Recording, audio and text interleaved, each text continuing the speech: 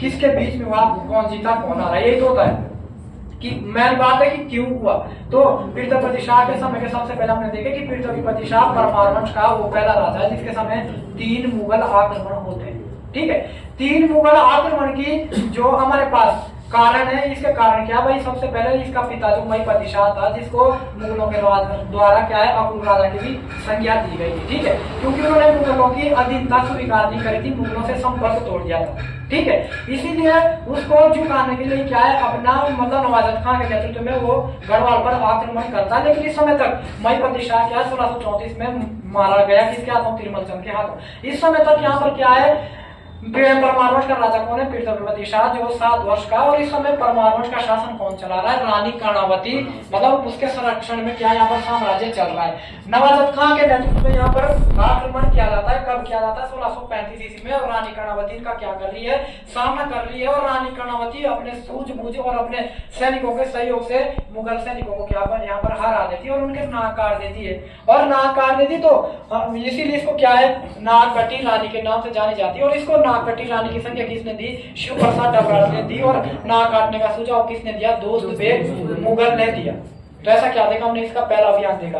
इस हार का बदला लेने के लिए क्या एक बड़ा सा संगठन बना था, कौन, शाहजहां, जहां पर इन्होंने इधर मंदाता प्रकाश को शामिल कर रखा, इधर से बाज बहादुर चंद को शामिल कर रखा, इधर से दिल्ली से कलीतुल्ला खान को भेजते हैं। और यहाँ पर मुगलों का दूसरा आक्रमण हो जाता है 1655 ईस्वी में। और पृथ्वीपति शाह इसको क्या है रोकने के लिए आगे आएगा। उधर से कलीतुल्ला खान, बाज बहादुर चंद और मंदाता प्रकाश, इन तीनों के सहयोग से क्या है यहाँ पर मुगलों का पलड़ा भारी रहता है और परमार जीत जाते हैं। और जीत की निशानी के रूप में देहरादून का राजा चतुर्भुज को नियुक्त कर देते हैं। जैसे ये आपस में इधर उधर चले गए तो हमने क्या देखा, चतुर्भुज की घीमंडू के द्वारा हत्या की जाती है। घीमंडू जिसको गढ़वाल का चंद्रबरदाई भी कहा जाता है। और क्या करने के बाद जब ये खबर दिल्ली पहुंची दोबारा से, तो तीसरा आक्रमण होता है 1656 ईस्वी में कासिम खान के नेतृत्व में। और सामना कौन करेगा, पृथ्वीपति शाह। इसमें भी क्या हो जाता है, मुगल जीत जाते हैं। ऐसा हमने क्या देखा, परमार और मुगलों के बीच में जो 3 युद्ध होते हैं, किस परमार शासक के 3 युद्ध समय 3 मुगल आक्रमण हुए थे पृथ्वीपति शाह के समय, कैसे हुए थे ये तीनों हमने अभी यहाँ पर जाने। ठीक,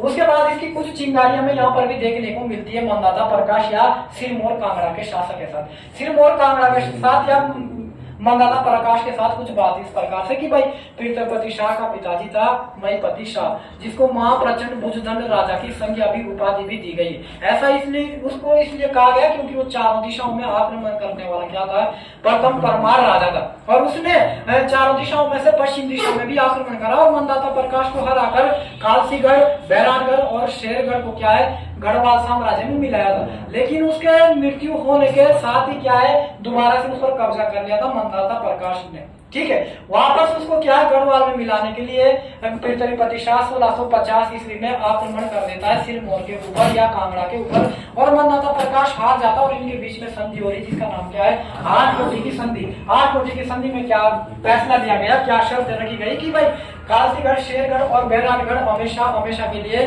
गढ़वाल या परमार राजा का हो जाएगा। साथ ही जौनसार भवन भी और किसके अधीन हो जाएगा, परमार राजाओं के अधीन हो जाएगा। ऐसे यहाँ पर क्या है संधि शर्तें रखी गई थी। ठीक है, उसके बाद हमने इसके युद्ध आक्रमण अभियान पढ़ने के बाद हमने देखा था दिल्ली में इस समय तक धर्मत का युद्ध हो रहा। धर्मत का युद्ध उत्तराधिकार के लिए या राजगद्दी के लिए युद्ध हो रहा है। किस किस के बीच में, दाराशी को और औरंगजेब के बीच में, जो कि दोनों ही किसके पुत्र थे, शाहजहां के पुत्र थे। यहाँ पर औरंगजेब क्या है दाराशी को की हत्या कर देता है और अपने आप को मुगलों का उत्तराधिकारी घोषित कर देता है। और वहीं पर दाराशी का पुत्र होता है सुलेमान को अपनी जान बचाने के लिए क्या है गढ़वाल शासक पृथ्वीपति शाह के दरबार में 1658 ईस्वी में क्या लेता है, शरण लेता है। साथ ही सुलेमान को तो आता ही आता है, इसके साथ 17 अन्य शरणार्थी भी आते हैं जिसमें से 2 कौन थे, चित्रकार थे, श्यामदास और हरदास। श्यामदास और हरदास ने भी 1658 ईस्वी में पृथ्वीपति शाह के दरबार में क्या ली है, शरण ली है। और यहाँ से क्या है उनको काम सौंप दिया जाता है, उनको पद दिया गया तस्वीरदार। इन दोनों को कौन सा पद मिला, तस्वीरदार का पद मिला। और यहाँ से मुगल उत्तराखंड में भी क्या चित्रकला का प्रादुर्भाव हो जाता है। इसलिए उत्तराखंड की चित्रकला किस पर आधारित थी, मुगलों की चित्रकला पर आधारित थी, क्योंकि मुगल साम्राज्य से आए हुए चित्रकार थे।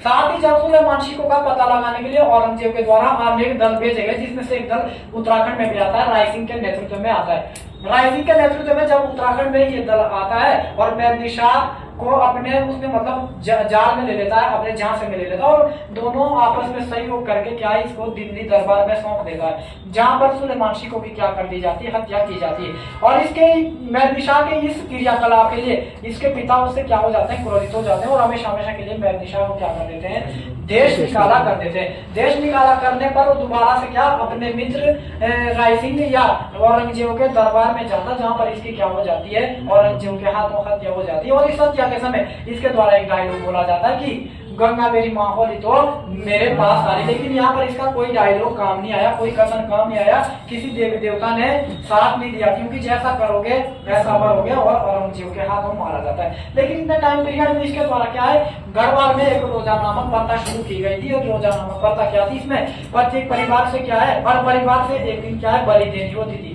इस प्रथा का विरोध किया गया पंत्या नामक व्यक्ति के द्वारा। पंत्या ने अपने भाइयों की जगह स्वयं क्या अपने प्राणों की आहुति दी और यहाँ से क्या है ये प्रथा हमेशा हमेशा के लिए बंद की गई। और ये प्रथा बंद करने के उपलक्ष्य में किसने बंद कराई, उसकी याद में एक स्मारक बनाया गया जिसको नाम दिया गया पंत्या स्मारक, जो वर्तमान के किसने श्रीनगर में स्थित है। और ये पंत्या स्मारक किससे जुड़ा हुआ है, हमारे पास रोजा नामक प्रथा से जुड़ा हुआ है। तो ऐसा कुछ हमने इस परमार राजा पृथ्वीपति शाह के समय देखा था। आ गई बात समझ, कल इसको हम फैक्ट में पढ़ेंगे, फिर इसके कार्य पढ़ेंगे। धन्यवाद। देखो कठिन कठिन हम खुद बनाते हैं, मेन बात है क्लास में जिंदा रहने की।